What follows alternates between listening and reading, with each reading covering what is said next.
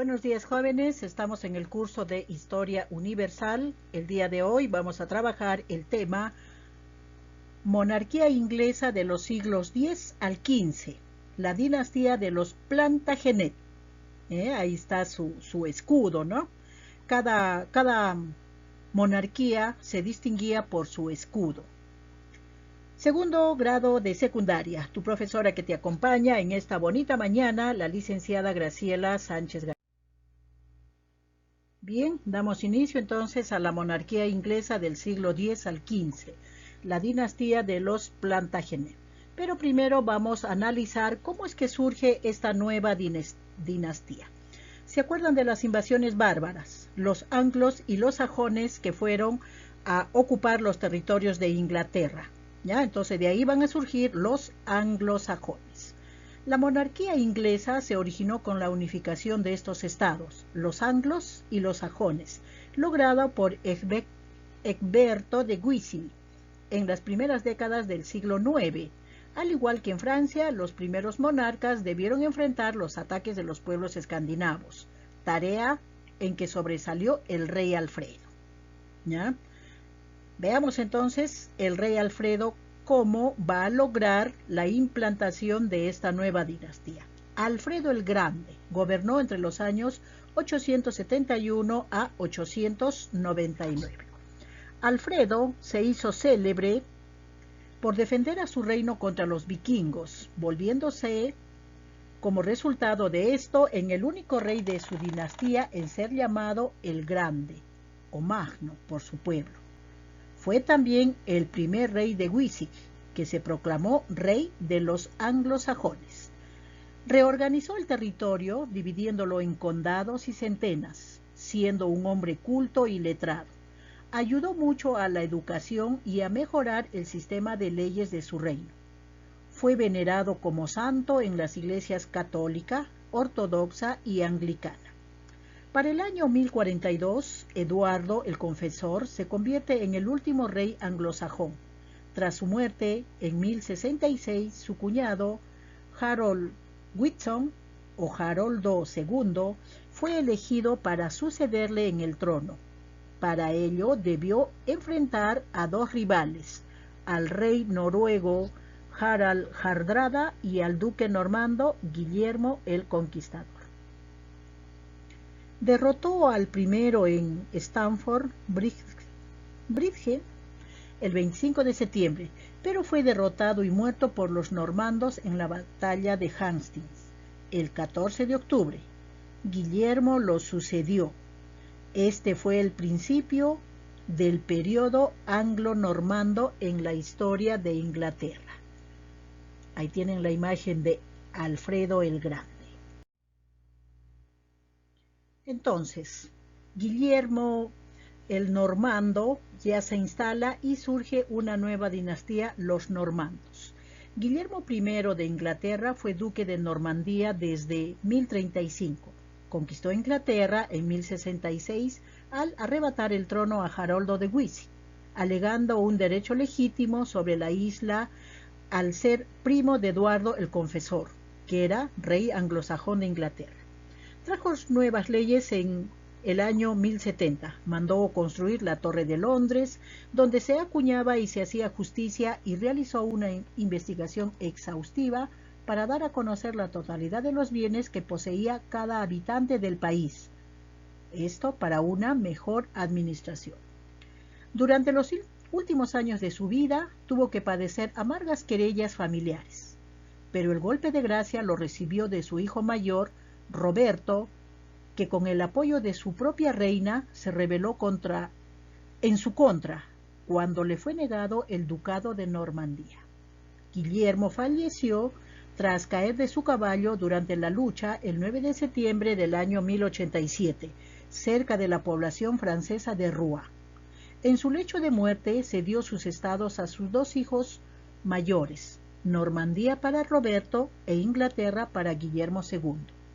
Para el año 1135 llega el último rey normando al trono, Esteban, quien enfrentó duras luchas con los partidarios de Matilde, la legítima heredera.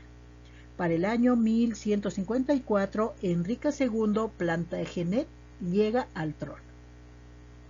Veamos ahora entonces cómo llegan los Plantagenet. ¿Y por qué Plantagenet? La dinastía de los Plantagenet, que reinaría en Inglaterra entre los años 1154 y 1399, tiene su origen en el condado de Anjou, cuyos condes estaban documentados hasta el siglo X. El nombre de Plantagenet proviene de Godofredo de Anjou, que decoraba su sombrero con una planta que los franceses llamaban genet, planta genet. Esta dinastía también ha sido conocida con el nombre de Casa de Anjou o Angevina. ¿Sí? Acá tenemos a Guillermo I, ¿no? El hijo de Alfredo el Grande. Muy bien. Ahora los reyes sobresalientes de la dinastía Plantagenet que pertenecían a Inglaterra. Enrique II, rey de Inglaterra, dueño de Normandía y Anjou, por herencia paterna, y Aquitania, Guyena y Gascuña, que eran los vastos dominios en Francia. Al ser esposo de Leonor de Aquitania, es esposa de Luis VII de Francia, del cual Enrique II era vasallo. El enfrentamiento era, por tanto, inevitable. Bueno, jóvenes, miren, lo principal que estos reyes van a seguir lo heredado por los primeros reyes, ¿sí? Por ejemplo, Enrique II va a dejar hereditariamente, ¿no?, su trono a su tercer hijo, llamado el hijo Ricardo, que luego sería apodado Ricardo I, Corazón de León. Veamos entonces, Ricardo I, Corazón de León, se convierte en rey de Inglaterra, duque de Normandía y conde de Anjou. Durante su reinado se dio una dura violencia antisemita, que fue provocada por el mismo rey. Cuando Ricardo I fue coronado rey de Inglaterra, incluyó a todos los judíos de la ceremonia, aparentemente porque su coronación no era solo como rey, sino también como un cruzado, o sea, un soldado cruzado que quería recuperar los lugares santos por donde había caminado Jesús, ¿verdad? Cuando se extendió el rumor de que Ricardo había ordenado asesinar a todos los judíos en la población de Londres, comenzó una masacre. Muchos judíos fueron golpeados hasta la muerte, saqueados y quemados vivos. Sus casas fueron incendiadas y muchos de ellos fueron bautizados a la fuerza y convertidos a la fuerza a la religión católica. ¿Qué tal, Ricardo? Corazón de León. Juan I, sin tierra, fue el hijo favorito de su padre Enrique II. Aliado a Felipe II de Francia, intentó arrebatar el trono a su hermano Ricardo I, el Corazón de León, sin conseguirlo. Más adelante, su derrota frente a los franceses de Felipe II en la batalla de Bournes provoca la pérdida de Normandía, Maine, Anjou, Turín y de Bretaña. Cometió muchos abusos y arbitrariedades contra los nobles y señores feudales ingleses, lo que provocó la reacción de estos contra el rey, obligándolo a firmar la denominada Carta Magna del año 1215, en la cual se estableció el compromiso del rey de respetar los derechos de los nobles y de todas las libertades de la nobleza inglesa. Y miren, ya vamos cogiendo el hilo de la secuencia.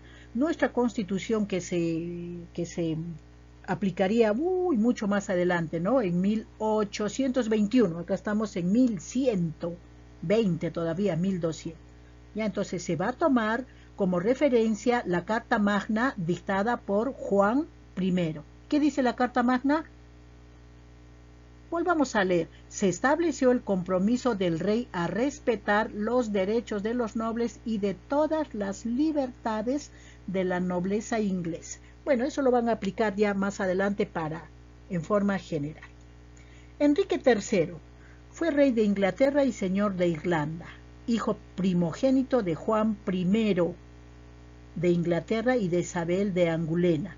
Sucedió a su padre en el trono con solo 9 años de edad, por lo que el país fue gobernado por regentes hasta el año 1227. Bueno, vamos al grano. Dice, Enrique III y quien le sucediese, que fue su hijo, van a tener que aceptar la Carta Magna que fuese dictada por Juan I, ¿no? Juan sin tierra, ¿ya? No le quede otra que seguir aceptando. Por eso es que la Carta Magna de Juan I sin tierra va a ser una pieza fundamental para que luego se pueda elaborar las diferentes constituciones, especialmente la de Inglaterra, ¿no? Cuando se va a dar la liberación de las 13 colonias de Inglaterra en América. Ya, eso ya lo vamos a estudiar más adelante. Seguimos con la dinastía de los Plantagenet. Eduardo I, que ha sido conocido como el Sanquilargo o las piernas largas. Este rey va a consolidar el poder real en Inglaterra y Gales al someter a este último, a Gales, en el año 1301, aunque tropezó con graves revueltas en Escocia, siendo expulsado finalmente por el rey escocés Roberto Bruce. En el interior del reinado, Eduardo I vio fortalecerse el parlamento. Luego tenemos a Eduardo II y por último vamos a tener a Eduardo III, ¿ya? Que va a ser hijo de Isabel de Francia, reclama el trono de este reino. Al no dejar heredero, Carlos IV el Hermoso de Francia, se inicia la Guerra de los 100 años. Y con él termina también la dinastía de los Plantagenet.